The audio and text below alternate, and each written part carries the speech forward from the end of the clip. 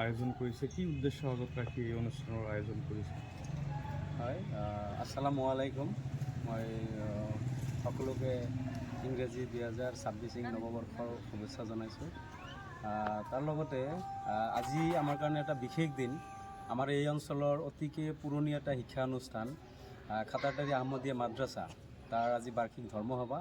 এই ধৰ্মসভাৰ উপলক্ষে আমি গৰীব দুখীয়া আৰু প্ৰয়োজনীয় ব্যক্তিৰ কাৰণে এটা ৰক্তদান, বিনামূলীয়া ৰক্তদান শিবিৰৰ আয়োজন কৰিছোঁ।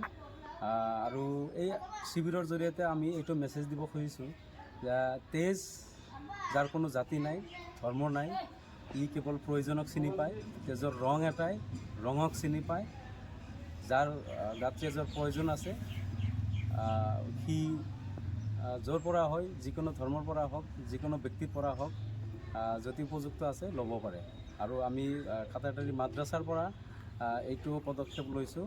আৰু মাদ্ৰাছাৰ পৰা এইটো মেছেজ, এইটো সম্প্ৰীতিৰ মেছেজ এটা, মিলা প্ৰীতিৰ মেছেজ এটা মই গোটেই অসমবাসীৰ লগতে ভাৰতবাসীক দিব খুজিছোঁ। আৰু অন্য কেউ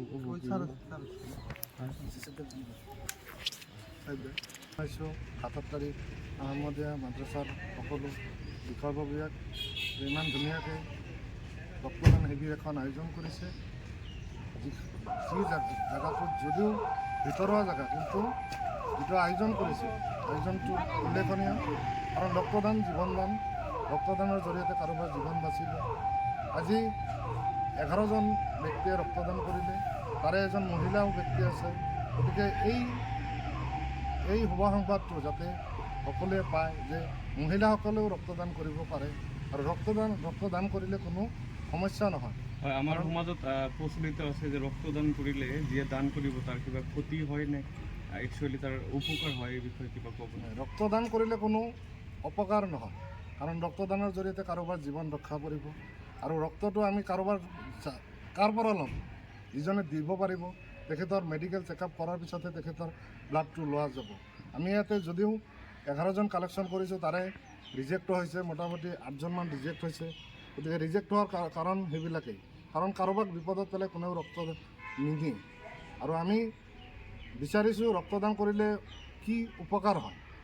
উপকাৰ বুলি ক'লে ৰক্তদান কৰিলে আপোনাৰ নিজৰ বডিটো পৰীক্ষা কৰা হ'ল। আপোনাৰ হেপাটাইটিছ বি থাকক, হেপাটাইটিছ চি, HIV, মেলেৰিয়া, তাৰপিছত VDRL, এইবিলাক আপোনাৰ গাত আছেনে নাই সেইটো এটা পৰীক্ষা হৈ যায়। আৰু 3 মাহ মূৰে মূৰে সকলো সুস্থ ব্যক্তিয়ে ব্লাড দান কৰিব পাৰে। ব্লাড দান কৰিলে কোনো ক্ষতি নহয় আৰু উপকাৰ হয়। আপোনাৰ কেঞ্চাৰ হোৱাৰ সম্ভাৱনাটো 70 to 80% কমি যায়। আৰু এনেকুৱা বহুত ফেটছ, কলেষ্ট্ৰল থাকিলে সেইবিলাকো আপুনি যদি কণ্টিনিউৱাছলি ব্লাড দি থাকে, আপোনাৰ কলেষ্ট্ৰলৰ পৰিমাণো কমি যায়। গতিকে মেডিকেলি বহুত ছেফ। আৰু ব্লাড আমি লৈছোঁ যে আমি ছেফকৈ লৈ আছোঁ, কাৰণ ছেফ ব্লাড কেতিয়া আহিব? ভলেণ্টাৰী